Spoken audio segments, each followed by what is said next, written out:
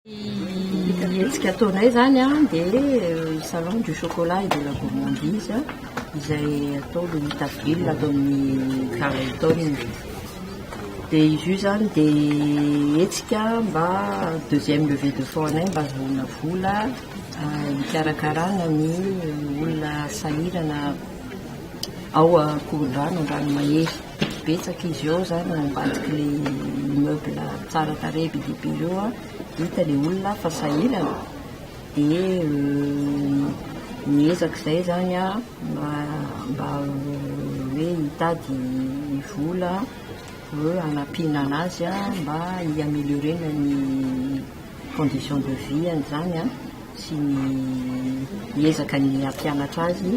hampianatra ny zareo amin'ny éducation sy ny fomba fiainana sy rehetra. Ny ataonay zany dia mampianatra azy a manadio manao ny triage ny déchets reny, tsy aririana fa tany eraky ny canal ny fako a, dia ampianarana manadio izy, manadio ny canal, manadio ny velany, manadio ny tontolo iainany, mamboly, atao fleury zany ny environnement mba atao tsara tarehy, mba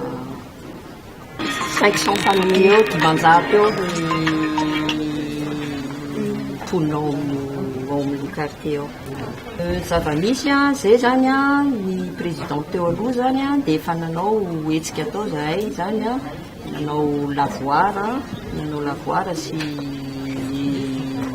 WC, nanao WC zay dia mba ho fanohizana an'izay hetsika nataon'izay a dia tonga zay zany hoe mba asiana continuité zany le asa.